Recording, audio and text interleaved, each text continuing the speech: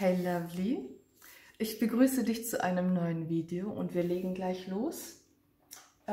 Ohne Frage wieder. Mir lag gerade keine Frage im Sinn, also machen wir Überraschung. Na? Gut, gucken wir mal. Mit den Twin Flames holen wir uns ein paar Energien ab, schauen, was sich zeigt, was wir wissen sollen, was wir erfahren sollen. Was haben wir hier? Den Herbst, den Seelenpartner,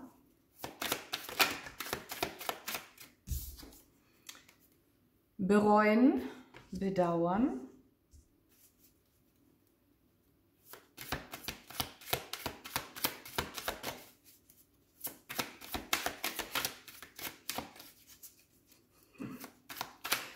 ich sollte definitiv an meiner Mimik arbeiten, die verrät immer alles. Ne, ich bin ganz Pokerface. So, Trennung.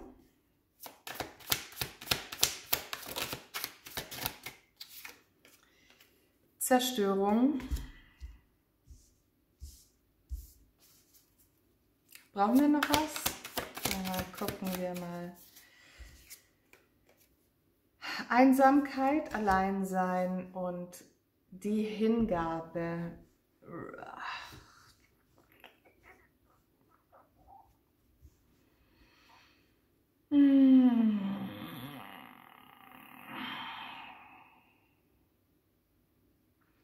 Das fühlt sich komisch an. Das fühlt sich wirklich komisch an. Ich sag dir auch warum. Pass auf, die Sache ist die. Es gibt hier jemanden, mit dem du in irgendeiner Form auseinandergegangen bist. Vielleicht hat hier eine tatsächliche Trennung stattgefunden. Oder vielleicht habt ihr euch auf irgendeiner Ebene distanziert. Und der Verlust deiner Präsenz, der tut dieser Person gerade gar nicht gut. Aber ich möchte dir auch verraten, warum ich hier gerade ein sehr, sehr komisches Gefühl habe. Das ist, weil ich spüre hier Sehnsucht, ich spüre hier Vermissen, aber ich spüre auch, dass das nicht etwas super Aufrichtiges ist. Kennst du vielleicht dieses Gefühl aus deinem eigenen Leben, von dir persönlich? Du vermisst gerade etwas, du vermisst gerade eine Person oder eine Situation oder so, obwohl du weißt, da läuft zu viel schief, das passt nicht. Ja? Es passt einfach nicht zusammen, um was auch immer es geht. Ja, es kann auch natürlich im beruflichen Bereich sein. Aber nur die bloße Abwesenheit dieser Person oder die Sache löst in dir dieses Gefühl aus. Es ist aber nicht so, dass du diese Situation oder Person wirklich schätzt, sondern es ist einfach nur deswegen, weil es weg ist oder weil es auf Distanz ist. Ja, warum auch immer. Und deswegen sage ich hier, dieses komische Gefühl, das vergrößert sich gerade noch, vielleicht als Bestätigung auch noch, das ist nicht ernst und aufrichtig. Wir gehen jetzt mal noch ein Stückchen tiefer rein. Wir gucken mal hier, was die Tarotkarten... Oh, hallo Spinne! Was die Tarotkarten dazu sagen.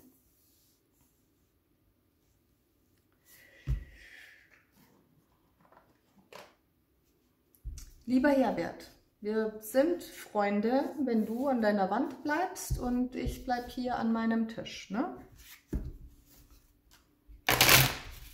Komm mir nicht in die Quere.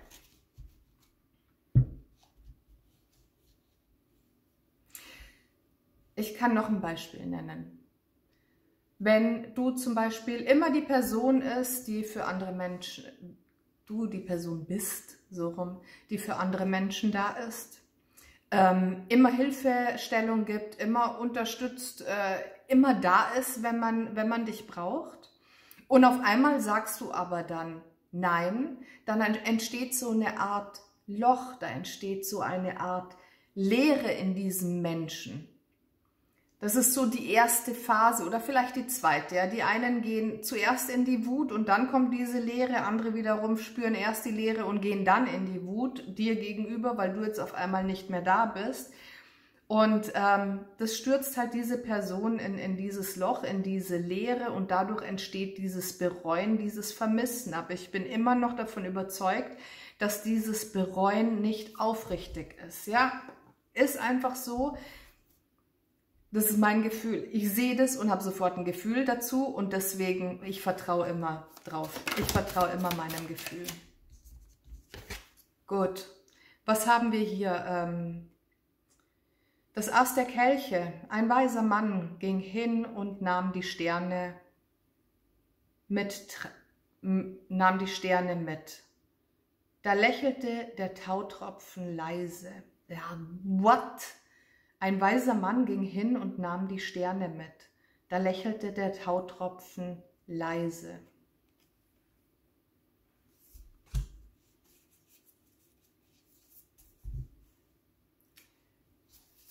Fast zu schnulzig, um wahr zu sein. Romantisch ist es, wenn es aufrichtig gemeint ist, ja, also für mich. Schnulzig ist es, wenn es einfach nur so blabla ist. Gut, dann haben wir die 7 der Münzen. Das Gras wächst nicht schneller, wenn man daran zieht. Ja, die Geduldskarte für den Seelenpartner. Ups, okay, es sind nur 2. Gut, passt. Dann haben wir den Mond und meine Seele spannte weit ihre Flügel aus, flog durch die stillen Lande, als flöge sie nach Haus. Das ist für das Bereuen, Bedauern. Dann haben wir die 6 der Kelche in Kopflage. Ein großer Mensch ist der sein Kinderherz nicht verliert.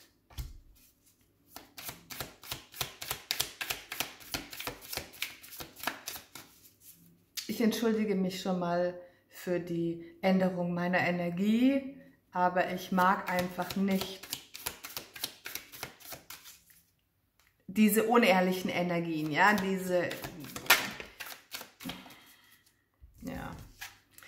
die 9 der Münzen.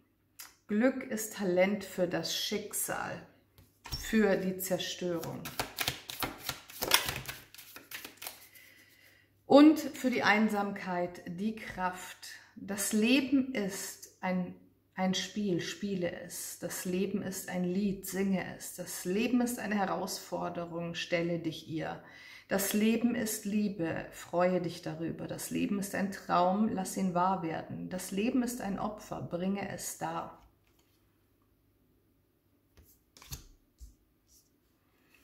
Und dann noch die 10 der Stäbe unter dem Deck. Kaum verloren wir unser Ziel aus den Augen, verdoppelten wir unsere Anstrengungen.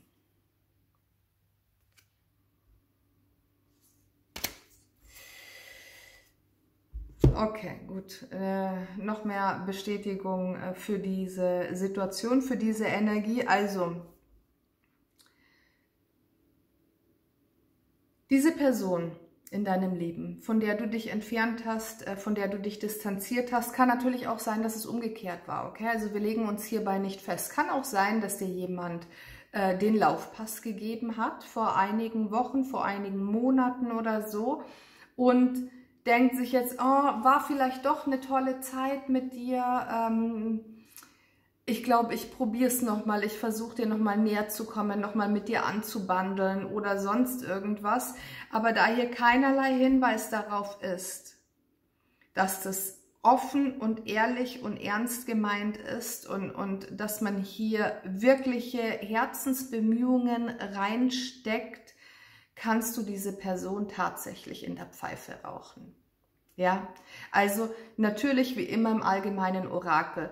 Guck bitte, ob das wirklich auf dich und diese Person, die vielleicht gerade versucht, wieder in dein Leben zu treten, zutrifft, weil es kann natürlich sein, dass es hier innerhalb des Freundeskreises irgendwie einen Streit gab oder so und diese Person meint es wirklich aufrichtig.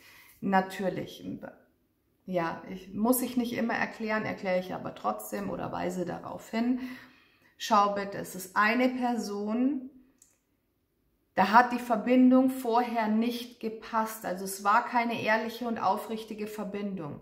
Aber durch das Fehlen, durch deiner Präsenz, kommt dieser Mensch jetzt auf den Gedanken so, ach, war vielleicht doch nicht so schlecht. Oder ach, ich will wieder deine Hilfe, deine Unterstützung.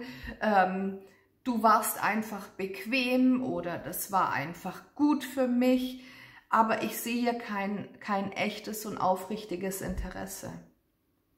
Ist einfach nicht da. Und ja, hier kommen gewisse Bemühungen, aber das würde im Endeffekt dich von deinem Weg, auf den du dich vielleicht jetzt hier begeben hast, würde dich wieder komplett raussprengen. Ich sehe hier nämlich auch so ein bisschen im Hintergrund, durch diese Trennung, durch diesen Verlust, diese Distanz, das hat etwas mit dir gemacht. Du bist daran gewachsen, du hast einen neuen Weg eventuell gefunden, du hast dich selbst dadurch gefunden oder bist gerade noch dabei, ja, spielt gar keine Rolle. Und wenn du hier wieder, ich sage jetzt mal, einen Rückfall bekommen würdest, dann wäre alles, was du bis jetzt für dich geschafft hast, wäre für den Arsch. Und es heißt nicht umsonst, man erkennt erst, was man an etwas oder an jemandem hatte, wenn dieser oder dieses weg ist, wenn man es verloren hat. Nichtsdestotrotz, wenn es jetzt um zwei Personen geht, ja, man muss sich halt schon darüber bewusst sein, dass dieser Mensch, dieses Gegenüber auch Gefühle hat, ja, in diesem Sinne quasi du. Und je nachdem, in welcher Verbindung ihr standet, hätte Fahrradkette diese Person dich vorher nicht so behandeln dürfen.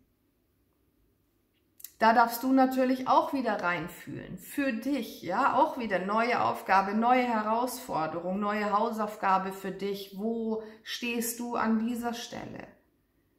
Möchtest du dieses Theater nochmal durchmachen, nochmal durchleben? Oder siehst du wirklich eine aufrichtige Veränderung bei dieser Person?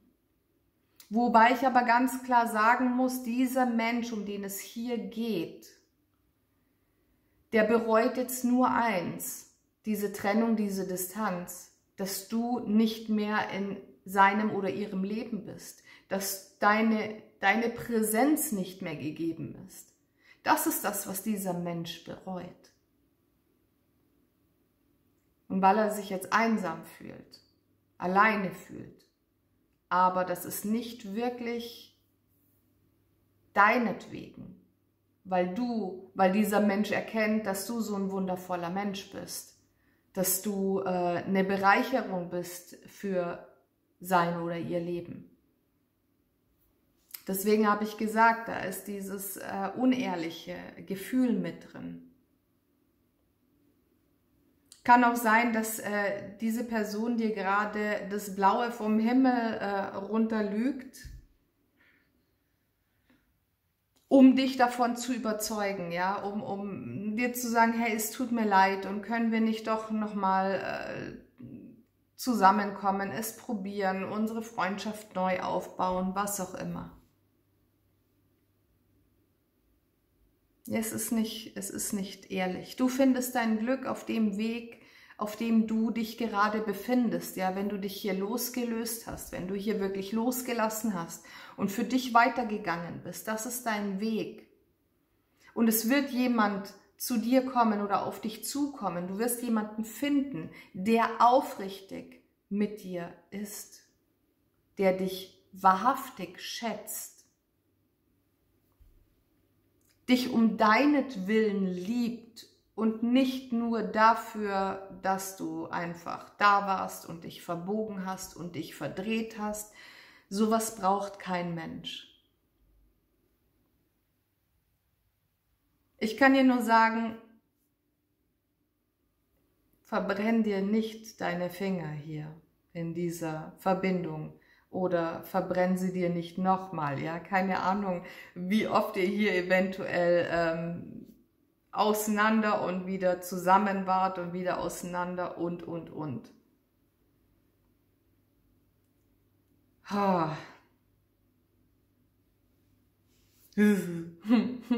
Sorry. Okay. Ich möchte dir hier unbedingt noch eine Seelenbotschaft abholen.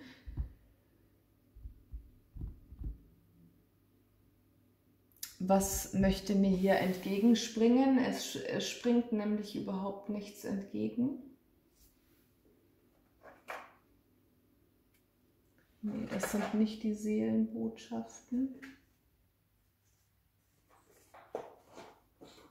Ich glaube, das ist das Richtige.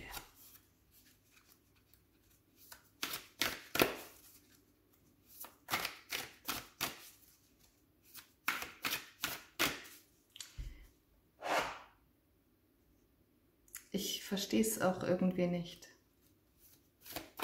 Wenn ich mich jetzt so reinfühle in die Vorgeschichte von euch beiden, dann ist es so, dass du von deiner Seite aus zumindest ein fester Bestandteil im Leben dieses Menschen warst. Ein fester und beständiger Bestandteil. Ein liebevoller, liebender, warmer, gutherziger. Und irgendwie wurdest du trotzdem abgelehnt. In einer tieferen Ebene. Ja? Oberflächlich hat man dich rangezogen, oberflächlich hat man dich vielleicht auch benutzt in der einen oder anderen Situation, aber auf tiefer Ebene war diese Verbindung nur einseitig, und zwar von deiner Seite.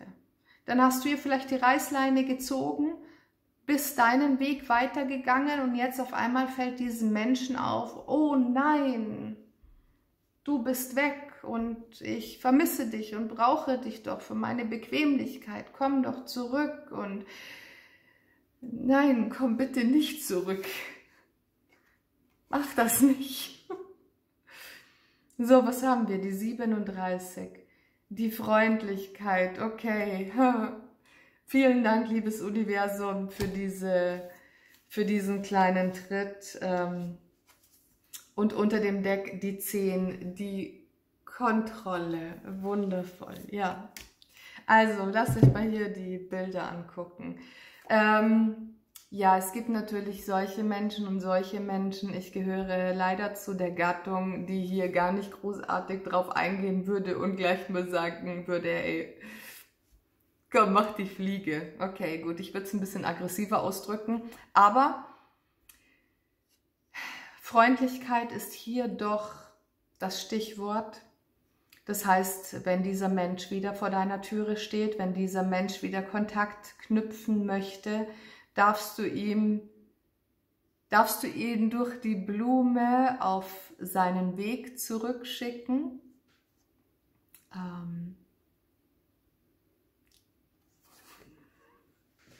Es tut mir leid. Ja. Also einfach freundlich, freundschaftlich, in all deiner Würde darfst du diesen Menschen sagen, hey, ich wünsche dir alles Glück dieser Welt. Ich habe mich selbst gefunden, ich gehe jetzt meinen eigenen Weg und du darfst deinen finden.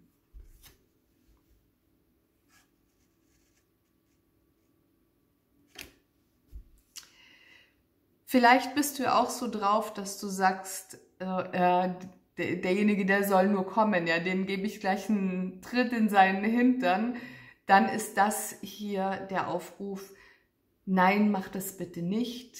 Nicht wegen irgendwas oder nicht, weil dann danach irgendetwas Schlimmes passiert, sondern einfach nur, falls dir in irgendeiner Form mal was an dieser Person gelegen hat, gib ihm einfach den Segen. Weil dadurch gibst auch du dir den Segen für deinen Weg. So Karma und so, ne? Kontrolle. Sei dir darüber bewusst, dass du zu jeder Zeit die Kontrolle über dein Leben und über deine Entscheidungen hast. Und das gilt jetzt ganz besonders für die Menschen, die gerne mal zurückkippen in dieses alte Dingens hier, ja, wo vielleicht dieses Gegenüber ganz genau weiß, wie er dich anpacken muss, ganz genau weiß, welche Worte oder Gesten er wählen muss, wenn dieser Mensch dich vielleicht in- und auswendig kennt, zumindest auf dieser Ebene, weiß, wie er dich manipulieren kann oder so. Sei dir bitte davor schon bewusst, jetzt vielleicht, wenn du das Reading hörst und es ist deins, dass du die Kontrolle hast. Du darfst immer für dich die Entscheidung treffen. Was kommt danach? Was will ich für mich? Was wünsche ich mir für meinen Weg? Und dementsprechend kannst du hier auch reagieren. Du hast die Möglichkeit zu wählen. Du kannst sagen, ja, okay, ich lasse mich wieder darauf ein, weil ich habe nicht genügend gelitten, der Schmerz war nicht groß genug. Oder du kannst sagen, nein. Aber da wir diese wundervolle Botschaft vorher gehabt haben, sagen wir nicht einfach nur nein, sondern wir sagen, nein, danke. Weil wir so freundlich sind. Ja? Oh, was ist das hier für eine Energie? Wir brauchen keine unaufrichtigen Menschen in unserem Leben. Die brauchst du nicht. Sei dir selbst treu. Was auch immer das für dich bedeuten mag. Alles Liebe. Ciao, ciao.